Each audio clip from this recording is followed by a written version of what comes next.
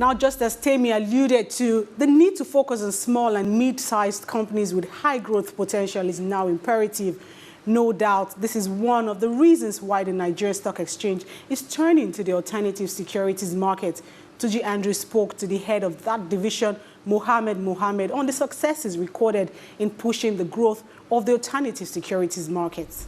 All right, talking about successes on the alternative securities market, what can you say are the successes recorded between when you started and now? There are so many measures of success, when it comes to listings, we haven't been very successful. Since the establishment of the alternative securities market, this is getting to 3 years now, we've only had one listing. 10 companies were migrated from its predecessor, that is the second-tier securities market, having met the listing requirements of the alternative securities market. We recorded one listing, which is Omoluabi Savings and Loans. This is a government-owned, a state government-owned company, yes, that was privatized, and sold off to the private sector, and in turn listed on the alternative securities market. Now, on other measures of success, we would say that we have gone out, around the country to all the 36 states, including Abuja. We have interacted with investors and issuers alike, mainly putting our focus on state-owned enterprises, focusing on successful, visible, small businesses. And we can say that more people are aware of the alternative securities market than they were aware of the second-tier securities market. So in terms of success, I think our success will border upon public education, and the availability of that. But I must be quick to point out that working with small companies is very, very difficult.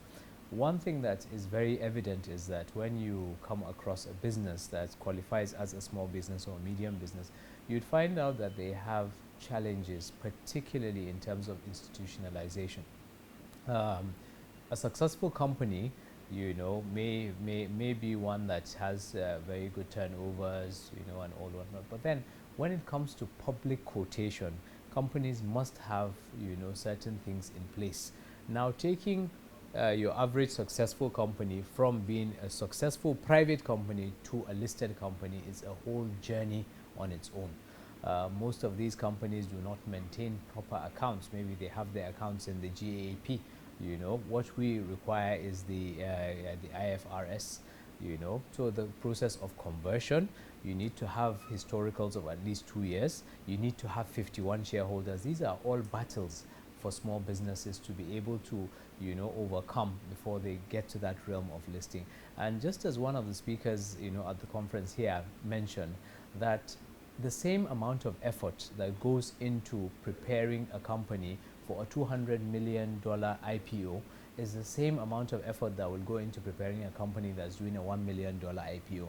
And at the end of the day, the fee, is where the difference is. Do you want to spend 30 hours, a week preparing a company that you come away with a fee of 1% of $1 million, or put the same time, same effort into a company that you come off with 1% of $200 million? So basically, that's it. So how do you think that the alternative securities market can add to the discourse on liquidity?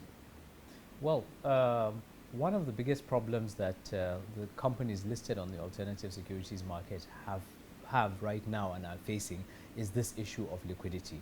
The reason why, because these companies are small companies. These companies, with the float requirement for an alternative securities company is 15%. So if you have a company that's valued at 100 million, you're only obligated to sell to the public 15 million shares.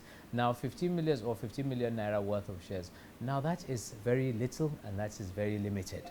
One investor could come up and just buy up all of that and buy to hold. One of the things that could be looked at is to encourage issuers to now, make their issues slightly bigger, in the sense that if you're coming in to raise 100 million naira, you understand, or trying to encourage them to do bigger things. trying to encourage retail participation in these stocks. Now you have a student that's just finished secondary school, gone into university, they want to try their fingers out at investment. You know, they're looking for something small, something cheap, something they can grow with. By growing the retail investor end, you know, you would have a steady flow of investment coming into these companies, because if a pension fund were to come to invest in 100 million naira company, they snap it all up and there isn't any liquidity. Again, you know, the institutions, the exchange, other regulatory institutions should do more to make these companies more visible. You know, we should do more to support these companies. We should do more. We are already doing a lot in terms of concession when it comes to cost. You know, we should incentivize, you know, by saying that, okay, certain participation on the market, maybe market operators that invest in such companies will get some kind of concession or some kind of incentive to be able to encourage that. And then I think generally it's just to go out there and preach the gospel.